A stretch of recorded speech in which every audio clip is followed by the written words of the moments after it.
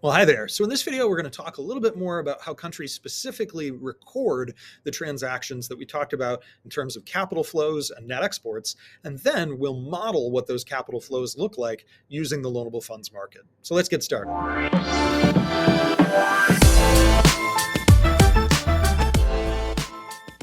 Okay, so actually, before we even get into the weeds of all of this, I want to just kind of remind you of the diagram we drew in the last class.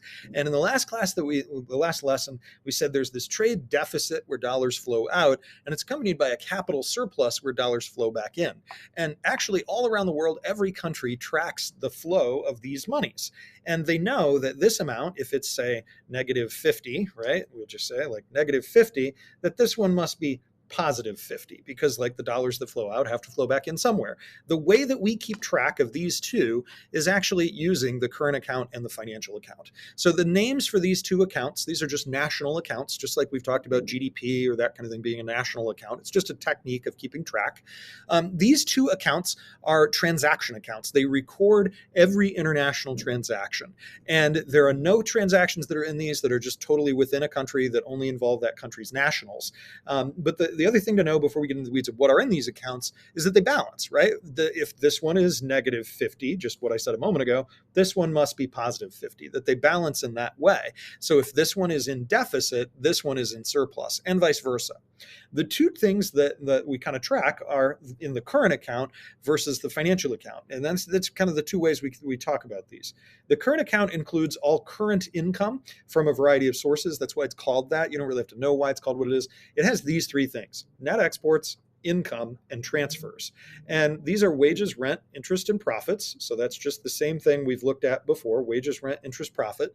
And then this is actually your exports minus your imports. And so we could call that a trade deficit or a trade surplus. If we also talk about any income that's earned internationally, that's included here too. It's a much smaller component than in an exports pact. But like if I had a temporary foreign worker, like if I worked in France for a month, right, just on a temporary basis, I, as an American, would be receiving an inflow on our current account. So the US current account would be on an inflow, and we would say that it would move towards surplus. The French one would have an outflow on the current account because I'm a temporary foreign laborer for France and the money's flowing to me. And so for their perspective, the current account moves to an outflow and it moves into deficit. Again, we're tracking inflows and outflows. Interest earned on foreign loans. So in other words, if the US government was paying interest on its bonds and it paid interest to somebody, say, in Sweden, that would be an outflow from the US on our current account and an inflow on Sweden's.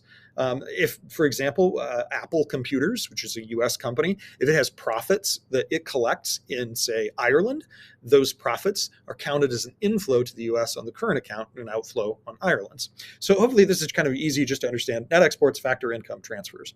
On the other side of things, it's called the financial account because it has financial assets. That's the idea.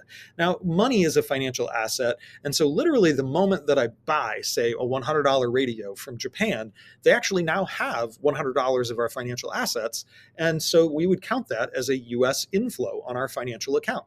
I know that seems a little weird, and it is, but that's because most of the time foreigners don't hold on to the cash. They do something with it. Instead, they park it into loans and bonds. So they loan it back or they lend it back to the US.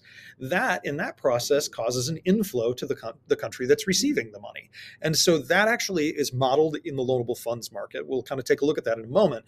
But in essence, when I go to buy the radio from Japan, and let's say it's $50 just to keep this consistent, and I spend 50, well, from the US perspective, our current account goes negative 50. But that $50 gets turned back into financial assets that are a positive 50. The money flows back in as a financial asset. Last, if foreigners want to buy our stocks or our real estate, that also would count. So if they want to buy, for example, a share of a company like Microsoft, that would count as an inflow on the financial account. What if they wanted to buy real estate or buildings here in the United States? That would also count, right? So if the Japanese person said, oh, I want to buy $50 worth it'd be a little bit weird, $50 worth of real estate. But you get the idea, I hope, right? Ownership of companies and things like that. Realistically, basically, you just have to remember both sides balance, right? And that an inflow on one leads to an outflow on the other. That's why they balance, right? And by definition, they have to. And so if something happens on one, it's got a spillover effect on the other, right? We'll kind of look at what practice problems look like in a minute. Now, we do model this movement of money in the financial account using the loanable funds market. And we've actually talked about this before in this class. We just didn't use this context. When international capital flows from one country to another, the supply of loanable funds will change. So it's best maybe understood with an example. Let's draw first the loanable funds markets for these two countries. And I want to read the setup before I actually do the whole thing. I'm going to put a demand curve on here and then I'm going to stop. So just take your hand off for a moment. Assume that the government of the United States borrows a whole lot of cash, causing US interest rates to rise to 5%, while China's rates are 3%. Draw the loanable funds graphs for those two countries and then show the supply of loanable funds moving with them doing trade. Well, in order to draw this correctly, I need to put my interest rate for China relatively low. And I want my interest rate for the United States to be relatively high up here at 5. That's because they tell me the two numbers are different, 5 and 3. Now, what's going to happen as these two countries trade with each other is that international capital will flow into the economy that has the higher real interest rate. The Chinese savers will say, gee, 3% is not as good as 5. I'm going to take my money out of China and move it into the United States. And so as they do that, the supply curve decreases for China, and the supply curve increases for the United States. And we will actually show that as a reequilibration of these two interest rates. So we want to make sure that we're drawing that connected across. This should be a dash. Oops. That should be a dashed line. And so we kind of have that.